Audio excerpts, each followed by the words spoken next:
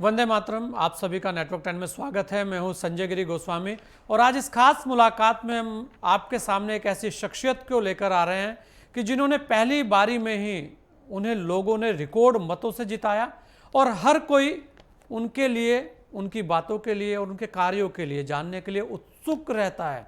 अपने आप में एक खास ही हस्ती हैं जनरल वीके सिंह जी, केंद्रीय राज्य मंत्री हैं जो वर्तमान में सड़क परिवहन और राजमार्ग राज्य मंत्री है भारत सरकार। गाजियाबाद से आप सांसद हैं और लगातार गाजियाबाद के विकास के लिए सक्रिय रहते हैं। आज हम उनसे जानेंगे कि गाजियाबाद में कोरोना को लेकर क्या स्थिति है, उनके द्वारा किए जा रहे वो कौन कौन से प्रयास है जिससे गाजियाबाद कोरोना मुक्त होगा। उसके अलावा जो गाजियाबाद ग्रामीण क्षेत्र है उसके अंदर क्या क्या कार्य उनके द्वारा कराए जा रहे हैं। जनरल वीके सिंह जी, आपका बहुत बहुत स्वागत है नेटवर्क 10 में। बहुत बहुत धन्यवाद आपका। ये जनरल साहब, आप तो अध्यापक भी रहे हैं, आप कमांडो भी रहे हैं, आप जनरल भी रहे हैं, बहुत सारी उपलब्धियां आपके पास हैं। और क्योंकि जनरल रहे हैं तो लड़ाका आप हैं ही हैं, बहुत अच्छे। क्योंकि एक आर्मी का जो अधिकारी होता है वो अपने आप में बहुत ज़्यादा एकदम लड़ाका होता है, हर चीज़ से लड़ना जानता है। कोरोना जैसी महामारी को लेकर आप क्या कहना चाहेंगे? वर्तमान में जो सरकारों के प्रयास हैं उससे आप कितने संतुष्ट हैं? क्योंकि एक आप ऐसे व्यक्ति हैं जो बेबाकी से सारी बातें बोल सकते हैं। जी देखिए, ऐसा है कि कोरोना की जो महामारी जब पिछले साल आई थी जी, तो उससे एक आवश्यक चीजों का पता चला था जी, लेकिन उसके बाद जब से वो वहां पे उपचार से और दूसरी चीजों से जब महामारी के ऊपर कंट्रोल होने लगा जी, तो सरकार के कहने के बावजूद जी, हम नागरिक के तौर पर उसके अंदर पूरी तरह से सम्मिलित नहीं हुए। जी, मेरे कहने का मतलब ये है, अगर सरकार ने कहा कि फासला बना के रखो, जी, मास्क पहनो, अपने कोई अगर दिक्कत होती है तो सीधे जाके अपने चेकअप कराओ, वो हम लोगों ने नहीं किया। जी, तो इसलिए जब ये दूसरा दौर आया तो कठिनाई हुई, जी, क्योंकि अगर हम ये सारी चीजों को फॉलो करते तो शायद कठिनाई हमारी कम हो। जी, दूसरी एक और दिक्कत हुई, ये जो दूसरा जो दौर आया है ये दूसरे तरीके का है। जी, पहले दौर के अंदर आपको याद होगा ज्यादा आइसोलेशन की आवश्यकता थी, उपचार के लिए एक अलग पद्धति थी। इस बार जो दौर आया है उसके अंदर सीधा आपके फेफड़ों पर असर होता है। जी, लोगों को आइसोलेशन नहीं चाहिए था, लोगों को सीधा ऑक्सीजन बेड चाहिए था। और ऑक्सीजन बेड जो है, क्योंकि अस्पताल भी तैयार नहीं थे और किसी ने इस चीज की उम्मीद भी नहीं की थी, तो दिक्कत आई शुरू के अंदर। जी, धीरे धीरे जैसे जैसे चीज समझ में आने लगी, सरकार ने भी प्रयास किया, हम लोगों ने भी प्रयास किया और किसी तरह से इस चीज को ठीक करने का प्रयत्न किया। मेरा मानना है कि किसी भी बीमारी के बाद, महामारी के बाद खासकर, जो सबक आते हैं उनका अगर पालन हम नहीं करेंगे तो गड़बड़ होगी जी। और यही चीज हमें इस दूसरे दौर के अंदर देखने को मिली, क्योंकि हम लोग अगर पहले दौर से शिक्षा लेकर सब चीजों के ऊपर सबक लेते और सब चीजों को फॉलो करते तो सब चीजें अच्छे तरीके से चल सकती। जी नहीं, अगर मैं देखूं general VK Singh ji, vaccine को लेकर बहुत ज्यादा भ्रम फैलाए गए, उसे लेकर आप क्या कहना चाहेंगे? वैक्सीन को लेकर खासकर। जी देखिए, वैक्सीन ऐसा है कि जब देश के ऊपर कोई संकट आता है तो सबको जी,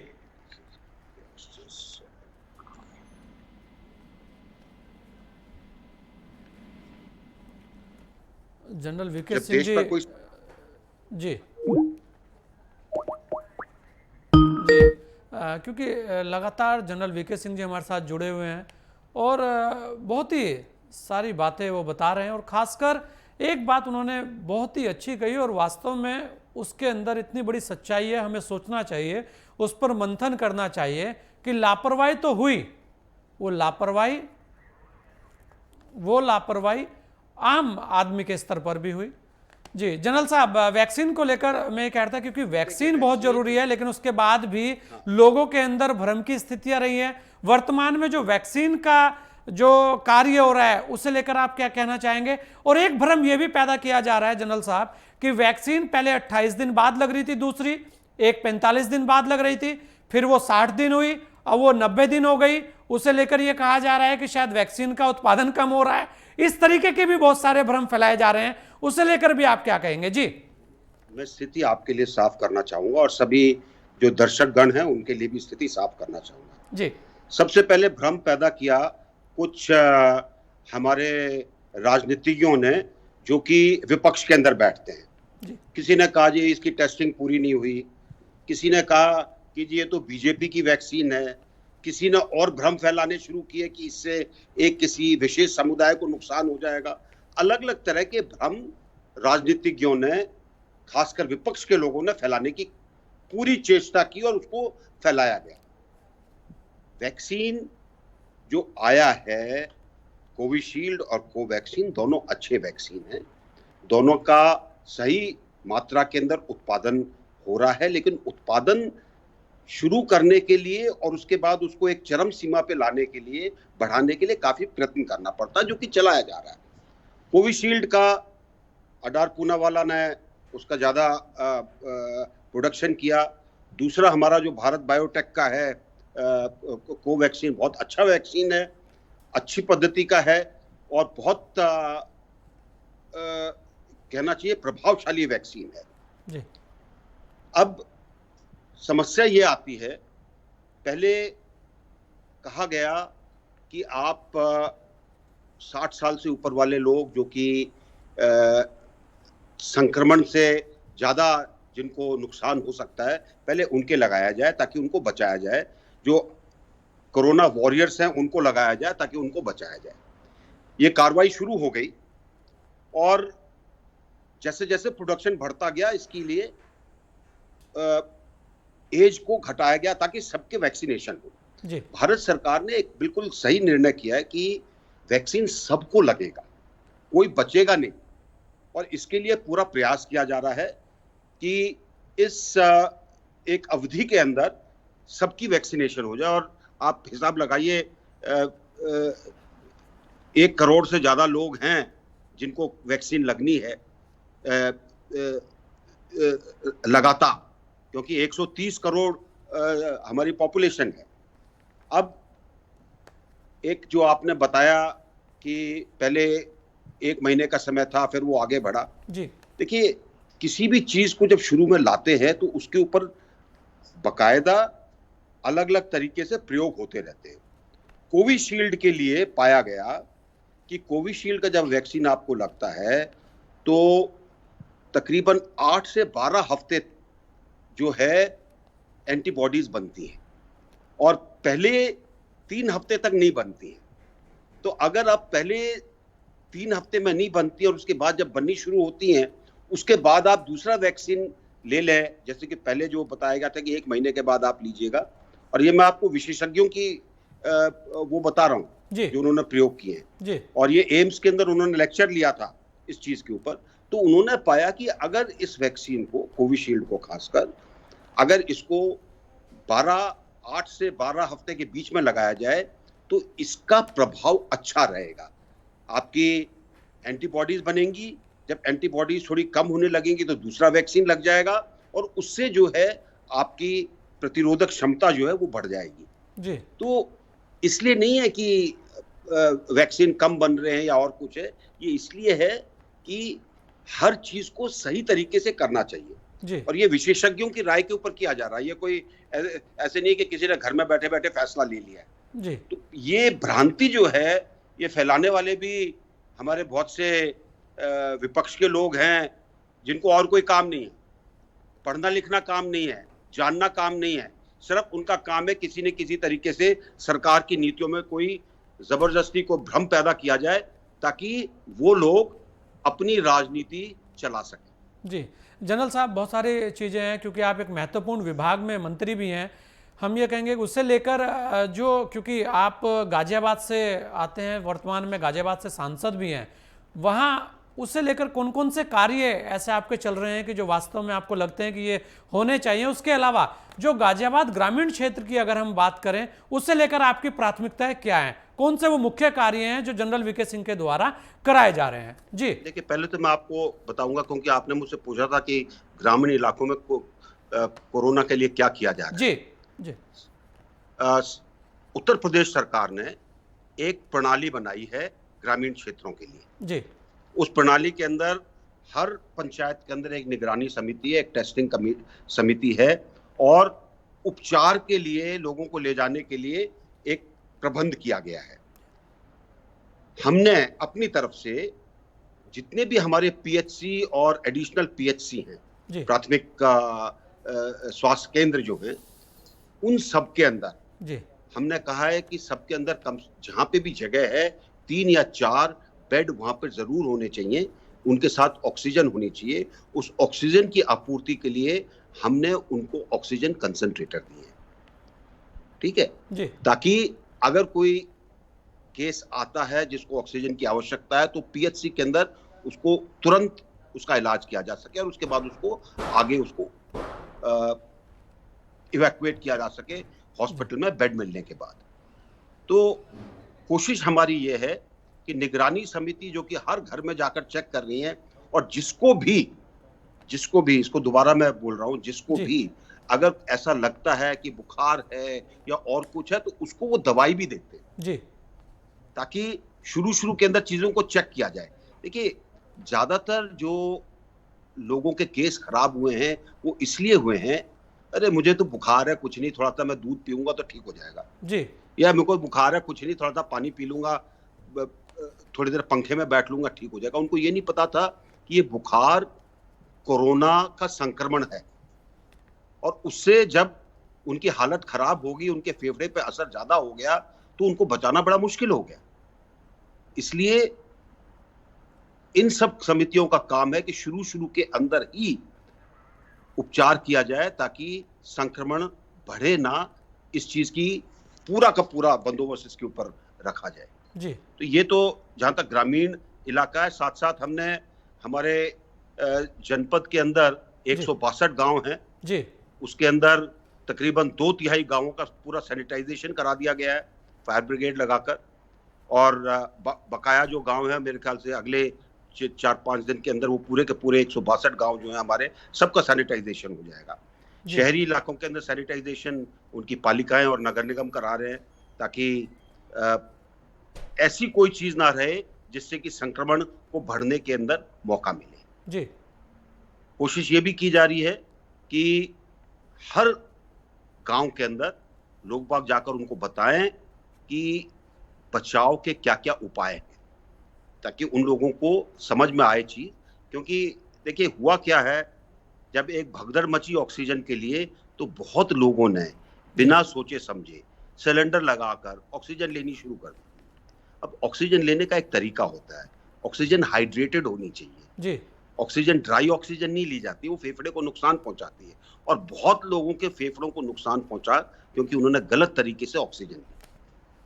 जी तो ये सब चीजें लोगों को बताई जा रही हैं ताकि ग्रामीण इलाके के अंदर पूरे तरीके से बचाव किया जा सके। जी जनरल साहब, मैं वही कह रहा था कि कुछ जो ऐसे महत्वपूर्ण कार्य हैं जो गाजियाबाद क्षेत्र के अंदर हुए हैं और वास्तव में और आगे कुछ होने हैं, उन्हें लेकर हम जानना चाहेंगे कि कौन सी प्राथमिकताएं जनरल साहब की वर्तमान में है, क्योंकि कोरोना तो चल ही रहा है, कोरोना के साथ साथ कुछ कार्य ऐसे भी हैं जो वो भी चलने चाहिए, उससे लेकर हम आपसे जानना चाहेंगे। जी आपको याद होगा 2014 के अंदर गाजियाबाद जनपद की क्या स्थिति थी। जी जहां तक सड़कों का सवाल है, मेट्रो का सवाल है, इन सब चीजों के ऊपर आप 2014 से पहले का समय देखिए, और एक चीज जो हमने उस समय प्राथमिकता के तौर पे ली थी कि इन चीजों को हमने ठीक करना है ताकि गाजियाबाद की शक्ल, सूरत और सब चीजें बदलें। जी वो गाजियाबाद जिसको पहले एक क्राइम कैपिटल के नाम से जाना जाता था, आज एक अच्छे शहर के रूप में उभरता दिखाई देता है। जी आपका नेशनल हाईवे 24 हो, चाहे रैपिड रेल ट्रांजिट सिस्टम हो, चाहे आपकी मेट्रो की बढ़ोतरी पुराने बस स्टैंड तक हो, इन सब के ऊपर सुचारू रूप से कार्य किया गया ताकि हर तरीके से हर नागरिक को सहायता मिल सके। आगे के दौर में हम पुराने बस अड्डे की लाइन को रेलवे स्टेशन तक बढ़ाने के लिए प्रयास कर रहे हैं। साथ साथ हम ये भी कोशिश कर रहे हैं कि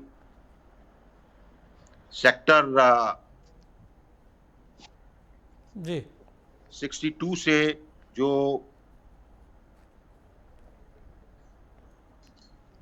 सेक्टर 62 से जो मेट्रो लाइन आ रही है वो बढ़कर वैशाली की मेट्रो लाइन में आगे लिंक करे, ताकि एक सीधा रास्ता मिल सके।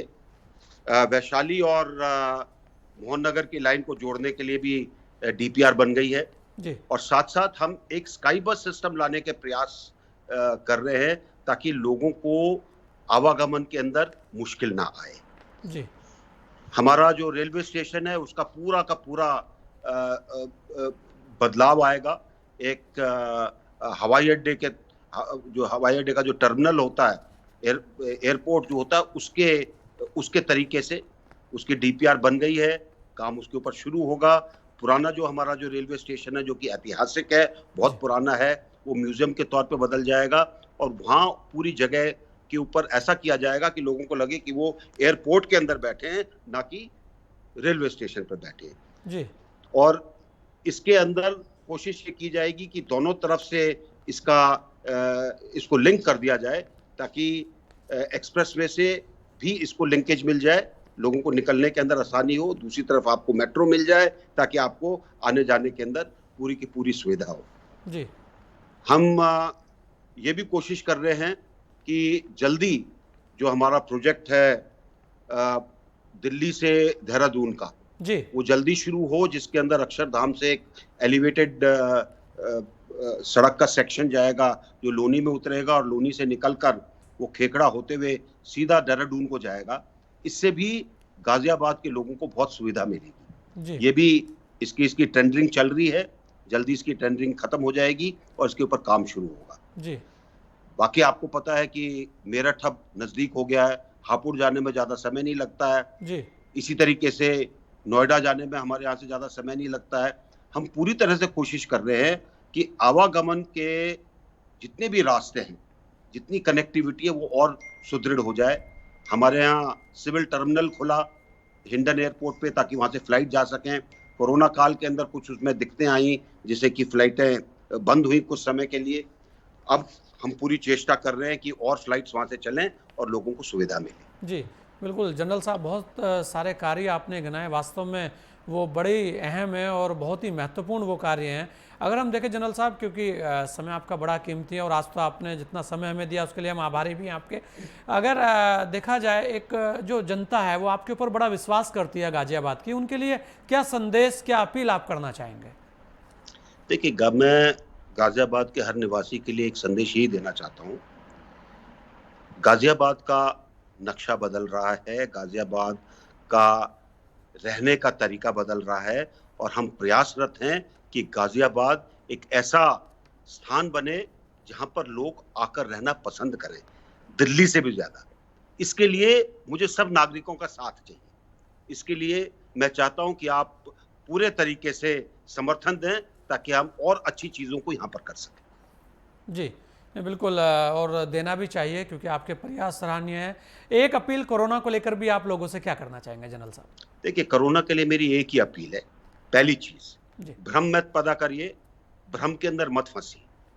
दूसरी चीज, जो निर्देश दिए गए हैं उनका पालन करिए। और तीसरा, जो भी स्वास्थ्य के तौर पर हिदायत दी जाती हैं उनके ऊपर जरूर चलिए। भय की स्थिति नहीं लानी है, कोई भय की जरूरत नहीं है। सब लोगों से मैं यही कहना चाहूंगा, जितना आप भयभीत होंगे उतना नुकसान होगा। आराम से रहिए सब चीजों के ऊपर। अगर आपको कहीं पर कोई शक होता है, शुबह होता है, आप सोचते हैं कि इसमें आपको भ्रम है, आकर किसी जानकार से पूछिए और आप उस तरीके से पूरी जानकारी हासिल करके आगे बढ़िए। हम चाहेंगे कि सब लोग स्वस्थ रहें, सब लोग ठीक रहें। बिल्कुल, बहुत बहुत धन्यवाद जनरल साहब आपका, आपने हमें अपना समय दिया। बहुत बहुत धन्यवाद। तो ये थे जनरल वीके सिंह जी। बहुत सारी बातें उन्होंने बताई, बहुत सारी चीज़ें उन्होंने कही और उन्होंने भी यही कहा कि आप भ्रम में मत आइए, आप मुकाबला कीजिए, डरिए मत, लेकिन जो एसओपी है, गाइडलाइन है, उसका पालन कीजिए। क्योंकि अगर कोरोना को हराना है तो आपको मास्क लगाना होगा, इस गाइडलाइन का पालन करना होगा, तभी हम इस लड़ाई में, इस महामारी से लड़ाई में जीत पाएंगे। इस खास मुलाकात में इतना ही। दीजिए मुझे इजाजत। जय हिंद।